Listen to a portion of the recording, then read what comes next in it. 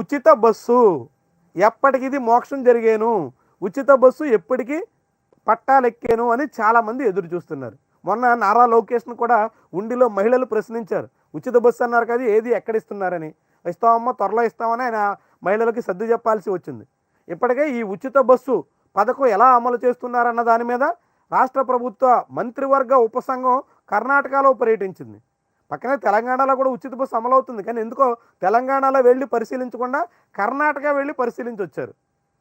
అందులో హోంమంత్రి అనిత ఉన్నారు, రవాణా మంత్రి ఉన్నారు. వీళ్ళంతా వెళ్ళి అక్కడ ఏ రీతిలో ఉచిత బస్సు పథకాన్ని అమలు చేస్తున్నారో కర్ణాటక ముఖ్యమంత్రి సిద్దిరామయ్యతో కూడా మాట్లాడొచ్చారు.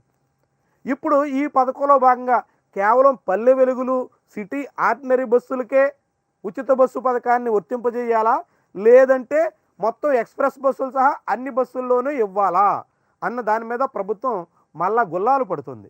రాశారు ఇక్కడ, ఎక్స్ప్రెస్ బస్సులతో సహా అన్ని బస్సుల్లోనూ పథకాన్ని అమలు చేయాలంటే ఏడాదికి ప్రభుత్వం కేటాయించాల్సిన నిధులు 3,182 కోట్లు. ఏడాదికి ఉచిత బస్సు కారణంగా మహిళలకి ఫ్రీగా బస్సులో ప్రయాణానికి అనుమతిస్తే 3,182 కోట్ల రూపాయలు ఖర్చు అవుతుంది. నెలకు 265 కోట్ల రూపాయల చొప్పున వెచ్చించాలి. ఉచిత ప్రయాణానికి కేటాయించాల్సిన బస్సుల సంఖ్య కూడా 8,193 బస్సుల్ని కేటాయించాల్సి ఉంటుంది. అందుకు కొత్తగా 2,045 బస్సులు కొనుగోలు చేయాలి. కొత్తగా నియమించాల్సిన ఉద్యోగులు 11,479. ఇది ఆచరణ సాధ్యమా? కొత్తగా బస్సులు కొనడానికి ప్రభుత్వం నిధులు ఉన్నాయా? కొత్తగా సిబ్బందిని నియమించడానికి ఆర్టీసీ కానీ రాష్ట్ర ప్రభుత్వం కానీ సిద్ధంగా ఉన్నాయా? ఏమీ లేనప్పుడు ఎలా సాగుద్ది? అందుకు తగ్గట్టుగా దీనికోసం పల్లె వెలుగు, సిటీ ఆర్డినరీ బస్సులకే దీన్ని పరిమితం చేయాలనేటువంటి నిర్ణయం ఉంది. అదే చేస్తే ప్రభుత్వానికి 3,182 కోట్ల నుంచి 2,122 కోట్ల రూపాయల ఖర్చు మాత్రమే అవుతుంది. అంటే 1000 కోట్ల రూపాయలు ఇక్కడ తక్కువ ఖర్చు అవుతుంది. అంతేకాకుండా దీనికోసం కొత్తగా సిబ్బంది 9,500 సరిపోతారు. అప్పట్లో 11,500 మంది కావాల్సి వస్తే ఇప్పుడు 9,500 మంది సరిపోతారు.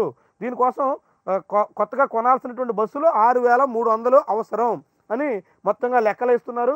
ఈ లెక్కలన్నీ వేసి మరి ఎప్పటికని ఈ మొత్తం పథకానికి పట్టాలెక్కించేందుకు తగ్గట్టుగా ఏర్పాట్లు చేస్తారో చూడాలి. ఇప్పటికే ఉచిత బస్సు అమలవుతున్నటువంటి చోట్ల అనేక రకాల సమస్యలు ఉన్నాయి. సరిపడా బస్సులు లేకపోవడం వల్ల, బస్సుల్లో సీట్ల సంఖ్య సరిపోకపోవడం వల్ల, బస్సులో అవసరమైన మేర లేకపోవడం వల్ల జనం కిక్కిరిసిపోయి అందులో తొక్కిసలాటలు, తగువులు అనేకం జరుగుతుండడం వల్ల చాలా సమస్యలు ఉత్పన్నమవుతున్నాయి. ఇప్పుడు వీటన్నిటినీ పరిగణలో తీసుకుని ఇప్పుడు ఇలాంటి కసరత్తులు చేయాల్సి ఉంటుంది, ఇంత పెద్ద మొత్తం కేటాయించాల్సి ఉంటుంది అని అంచనా వేశారు. మరి ఇంత మొత్తం రాష్ట్ర ప్రభుత్వం ఎప్పటికి కేటాయిస్తుంది? ఎలాగూ ఈ ఏడాది బడ్జెట్లో కేటాయింపులు లేవు. మార్చి వరకు ఉచిత బస్సు రాదు. ఉగాది నాటికి ఉచిత బస్సు వస్తుందని ఇప్పటికే ఊరిస్తున్నారు. ఉగాది నాటికైనా సాధ్యమా అంటే ఇంత పెద్ద మొత్తం నిధులు కేటాయించాల్సి ఉంటుంది. ఇంత పెద్ద నిధులు రాష్ట్ర ప్రభుత్వం ఇప్పుడు ఉచిత బస్సు పథకానికి కేటాయించేందుకు సిద్ధమవుతుందా అంటే సందేహమే. కాబట్టి ఎప్పటికీ ఈ ఉచిత బస్సు పట్టాలెక్కేను, ఎప్పటికి మహిళలు ఫ్రీగా బస్సులో తిరిగే ఛాన్స్ వచ్చాను అనేదంటే ఒక పెద్ద ప్రశ్న. మరి అది ఎప్పటికీ ఆచరణ రూపం దాల్స్తుందో ఇంకా వేచి చూడాల్సినటువంటి అంశమే అన్నది ఈ పత్రికలో వచ్చినటువంటి ఈ కథనం యొక్క సారాంశం.